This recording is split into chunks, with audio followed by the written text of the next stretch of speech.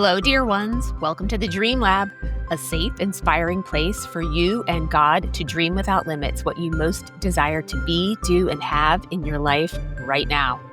Every episode, I hold space for you to be irreplaceably you, to explore your unique design and discover your dreams as a reflection of God's heart for the world around you. I am your host, your guide, your encourager-in-chief, Christina B. Come on in to the Dream Lab. Hello, my lovelies, and welcome to another episode of the Dream Lab podcast. Oh, golly, it seems like it's been a really long week. In the last episode of the Dream Lab podcast, we talked about how chronic stress and a dysregulated central nervous system can affect your ability to dream. In that episode, I realized as I was editing that I made a misstatement. In talking about the brain and neural pathways being a supercomputer, I said the average person has up to 70 thoughts per day. That's actually 70,000 thoughts per day. So sorry about that. I speak so fast sometimes. I have to consciously tell myself to slow down. And when I read that statistic, I missed the 1,000 part. So we as human beings have up to 70,000 thoughts per day. Also, in the last episode, I spoke briefly about how 80% of the communication between the brain and the body travel as sensations from the body to the brain rather than the other way around, from the brain to the body. The body sensations travel via the vagus nerve. I just barely glossed on what the vagus nerve is. And a lot of this is kind of technical, but it's helpful for you to know like the beautiful divine design of your body. So the vagus nerve goes from your gut, and it is sometimes called your gut brain, goes through the heart and lungs all the way up into your face and ear canal and then into the brain. And believe it or not, this is wild to me. The vagus nerve is even thicker than the spinal cord.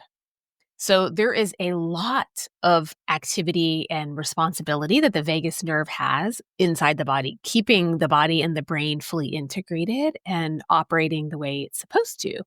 So if you don't know what the vagus nerve is or how it operates, there's so much talk right now about mindset and central nervous system regulation and modulation and things like that, and how important the vagus nerve is to those processes. So I encourage you to go back and listen to that episode if you haven't already, to learn about your central nervous system and how chronic stress can affect your ability to dream with God about your future.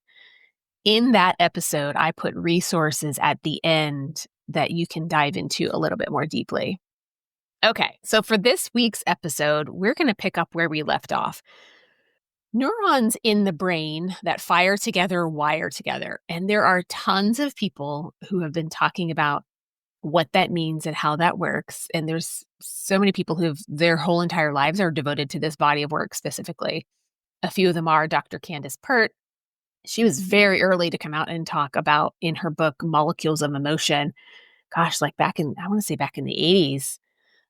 Also, Dr. Bruce Lipton, Dr. Joe Dispenza, Dr. Daniel Amen, Dr. Tara Stewart, and I mentioned in the last podcast as well, Dr. Caroline Leaf. And those are just a really small handful of people who have a lot of information on what neural pathways are and how they work.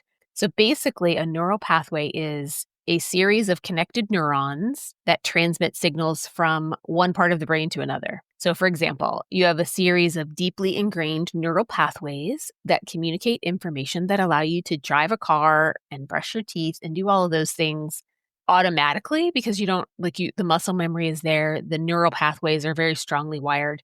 You already know how to do those things and you can do them without even thinking. You could probably brush your teeth with one hand and whisk some eggs with the other hand. Basically, that's how neural pathways work in that situation. You also have neural pathways that are programmed for certain emotions and beliefs, such as, I know everything is going to work out okay. I know all my needs will be met. My body is healthy. I'm going to survive. I'm going to make it. I'm going to succeed. So those positive beliefs are associated with emotions of love, joy, peace, trust, rest, connection. You get where I'm going with this, right? The opposite is also true, though. And here is where a lot of us are challenged. Beliefs such as things are never going to work out, I'll always be sick, I'll never be debt free, there are no good spouses out there. Those are examples of neural pathways that keep us stuck in the emotions of like fear, self doubt, hopelessness, despair. You kind of get the point here, right? So we have both, and we're all human, so we all have varying degrees of both of these kinds of beliefs and emotions. So if we're honest, though, we have all had times in our lives where we have struggled with limiting beliefs and emotions, like I just mentioned. And if you're a Bible reader, these neural pathways and the thought patterns associated with them, they are called strongholds. The reason why we're going to talk about strongholds or these deeply ingrained neural pathways is that Dr. Tara Stewart explains in her book called The Source, Open Your Mind, Change Your Life. She explains that to achieve the life you want, you have to tap into the full power of your brain and all of its neural pathways. Okay, so back to stronghold. This is how the Bible defines what a stronghold is. In the Bible, a fortified place or a belief that is strongly defended is a stronghold. And the word stronghold is actually used in both the Old and New Testaments. But I want to just talk for a second about what a stronghold is in the context of neural pathways.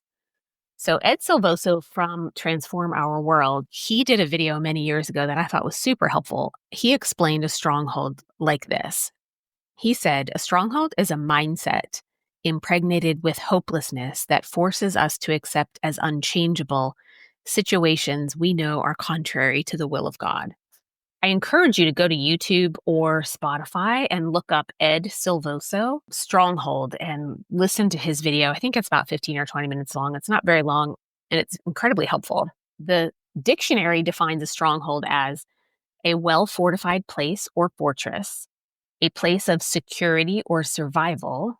And in our context here, a stronghold is a belief, a fixed attitude, disposition, or mood, an intention or inclination that exists in the mind and travels on deeply ingrained neural pathways in the brain as thoughts. Here are some examples of strongholds. I will never be free from this health issue. Life is not worth living. My family would be better off without me. I will always live paycheck to paycheck. There are no good men or women out there left to be a suitable spouse. My city is overrun with crime and corruption, and the people are helpless to do anything. Fill in the blank with whatever you think might be a stronghold or a strongly fortified neural pathway in your brain. Okay, so how do thoughts become things? This is how we get strongholds. David Baer did a podcast on his show. I don't know how long ago it was. I listened to it a number of months ago now, but he has a podcast called How Thoughts Become Things. I'll encourage you to go look at that one too, because he explains it so beautifully from a purely neuroscientific viewpoint. Our beliefs determine our thoughts. So if we have a belief deeply ingrained in us, that is going to determine what thoughts we think. Thoughts are experienced as emotions, whether that's positive or negative, typically felt in the body. Emotions determine what actions we do or do not take. Our behavior, our actions, determine the results that we get, and then the results reinforce the belief, and it goes around in this big circle. Okay, and in his video, he talks about how to determine which state of mind you're in, and I think that's brilliant. Whether you listen to the David Baer podcast or the Ed Silvoso podcast or both, I think you'll see the similarities in how they're talked about and how it's important to first know what you have, what you're dealing with, and then determine how you're going to interrupt those thought patterns to get free. Okay, so here's a little exercise for you. Pick an area of your life, any area. You can pick finances, relationships, health, career, family, what have you. Identify the belief in your mind. And if you're a Christian, you can always just ask God to show you, like bring to the forefront of your mind, God, what might be a stronghold that I don't know about. And then go through the little process of the David Baer podcast of how thoughts become things to sort of visualize it in your mind, how that thought is affecting your emotions and the emotions affect your behavior. And then the behavior affects what actions you take. How do we tear down the fortress in our neural pathways that are deeply ingrained with beliefs and emotions? if it's producing something that we don't want, if it's producing lack or loneliness, how do we get rid of those and create new positive reinforcing beliefs? Well, whatever you chose, let's just say, for example, you picked, there's no suitable spouse out there for me. All of the good ones are taken. What is the exact opposite of that? Might be to believe there are still wonderful people out there and there is one wonderful person out there for me. Now that you've chosen an area of your life to focus on and you've identified a belief or a stronghold in your mind, let's go through the steps of how thoughts become things with that particular area. I'll just use one that I think a lot of people struggle with, and that is finances. Money is hard to make. Money is scarce, especially in this economy where the inflation is crazy and there's just so much going on in our world. And if you watch the news at all, it's really easy to fall prey into the I will not have enough, I will not be taken care of mentality. Okay, so if we're going with that example, money is hard to make, money is scarce, I'm not going to have enough in the future, things are getting really bad. What does that lead to in terms of emotion? That leads to things like fear, depression, frustration, anxiety, that your needs are not going to be met. And then that determines what action you do or do not take. Maybe that would lead to, I'm not going to apply for that better job with higher pay and better benefits. Or you won't take action to launch your own business or start that YouTube channel. Or in my case, I won't take action to start that podcast. You get the idea. Or maybe that means you do take action to stay at home and insulate yourself and not surround yourself with other positive people. Now that you've identified a belief system in your own life from the exercise, whether that be in finances, relationships, health, career, etc., now that you've identified what the belief is or the stronghold, if you're using biblical language, let's map out the little how thoughts become things process. So I'm going to use one that I think a lot of people struggle with, especially in this economy and with all of the things going on in the world. And that is about money and finances. Money is hard to make. Money is scarce. My needs will not be met. So you get the idea that the mindsets are all about scarcity and lack. Okay, so how do you demolish these strongholds? Let's just go at it from a biblical perspective for a second. First of all, if you believe in a good and loving God or a good and loving creator, you can establish yourself as the recipient of the benevolence of God as a creator. And you can replace those thoughts with things like, I am loved, I am chosen, I am accepted, I am nurtured, I am called and equipped, I have been given good and amazing gifts and skills and talents. The second thing that you can do is that you can ask for God to show you how to distinguish thoughts coming from heaven to inspire you, to move you forward, to equip you, and to supply for you from anything that might be of another source or leading you in a direction that you don't want to go. What are those thoughts that lead you into that negativity, the fear, and how do you differentiate those from the ones that lead you into a place of peace? Because you can't be in both states at the same time. You can only be in one. I feel like that one verse that says, "Do not trust in the Lord with all your heart, and do not lean on your own understanding." Means you can't do both at the same time. If we are hearing or perceiving the thoughts and where those come from as having one source or another, ask God to show you how to distinguish.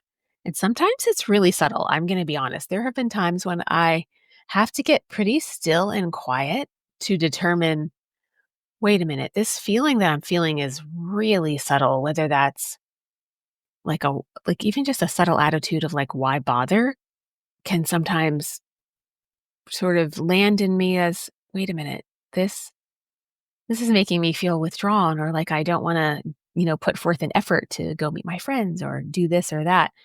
So I will caution you that sometimes it's really subtle, but the more you do it, the easier this becomes. The next thing you can do is you can just take those thoughts captive, which is what scripture tells us to do. And that might look like this. You sense that you're having these thoughts, of negativity or whatever it is, the hopeless despair, the fear, the money is hard to make, the money is scarce, those kinds of thoughts, you can just simply stop, say, stop. No, I choose not to think those thoughts, and I choose to replace them with, which is our next step, a promise of the other kind, a promise from the other direction. My needs will always be met. I will always have everything I need and more than enough so that I can share and be a blessing with other people. It's as easy as replacing the thought we don't want to have that is leading us into a state of being that's causing us to feel fear and panic and frustration, and replacing that with a beautiful promise that says the exact opposite.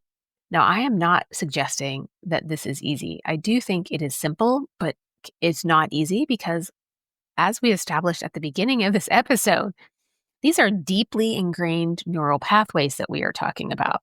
And it is going to take time and perseverance to chip away at these until we no longer struggle with the temptation to use those old neural pathways for thoughts that have kept us bound in the past. The next thing that we can do is that we can call things that are not as though they are. As we replace those negative thoughts that are leading us into states of being that make us feel yucky, we call things that are not as though they are. A father of many nations I have made thee, before him whom he believed, even God, who gave life to the dead and called things that are not as though they were. That's the simplicity of what you're doing when you're taking one thought and replacing it with another thought. And this is what it means to renew your mind. It literally, as Dr. Caroline Leaf explains in her book, Who Switched Off My Brain, when you're starting to create new neural pathways, the old ones begin to die, and your brain will literally go around and start chipping away at all of those leaves on the branches, if that makes any sense. If you can picture the tree, and the tree up in your brain as neural pathways branched out in all directions, as you create new ones, if you watched the video that I mentioned in my last podcast, if you watch the video of what it looks like for a new neural pathway to make a connection, it almost looks like they're embracing. And it takes time for those new neural pathways to become strong, which is why you have to show perseverance. And when you do this, when you work diligently to replace the negative thoughts with the good ones, then the old neural pathways will eventually die and they won't be connected anymore. And this is what it means to renew your mind. Do not conform to the pattern of this world, but be transformed by the renewing of your mind. Then you will be able to test and approve what God's will is, his good, pleasing, and perfect will. And the last passage of scripture that I wanted to share right now is think on these things. I find myself constantly in this world, the way it is right now, sometimes dwelling on all of the bad things that are happening rather than the good things. It's hard, I know. That's a neural pathway that I have to work on and am working on right now. So in Philippians 4, it says, finally, brothers, whatever is true, whatever is noble, whatever is right, whatever is pure, whatever is lovely, whatever is admirable, if anything is excellent or praiseworthy, think about such things. Whatever you have learned or received or heard from me or seen in me, put into practice, and the peace of God will be with you. Now for a practice exercise. If you're driving, please hit the pause button and come back to this a little bit later. But now I just want to give you a moment to sit quietly if you're in a place where you can do that. And we're going to do a little breathing exercise. Just really simple. Put one hand on your tummy and one hand on your heart or your forehead. And we're just going to breathe. We're just going to breathe as naturally as you possibly can for 1, 2, 3, 4. Exhale, 1, 2, 3, 4. If you are really, really stressed out right now, then just focus on the sound of your breath going in and out of your lungs. If you can, close your eyes, sit comfortably in your chair, and just focus on the sound of your breath for 30 seconds. If you can do that for longer, by all means do that. Now we're going to try breathing in for 4, hold for 6, exhale for 8, and hold for 4. This is a breathing technique that one of my counselors taught me after my brother died. Okay, you ready? Breathe in. 1, 2, 3, 4. Hold for 6, 5, 4, 3, 2, 1. Exhale. 8, 7, 6, 5, 4, 3, 2, 1. Hold for 4, 3, 2, 1. Now just breathe normally, focusing on the sound of your breath, and visualize every part of each of your lungs filling with oxygen. I'll just focus on your breath as it leaves and you exhale. And do that one more time. Inhale and exhale. Inhale and exhale. Right now, tune into your body and your mind. How do you feel? Make a mental note right now of how you feel.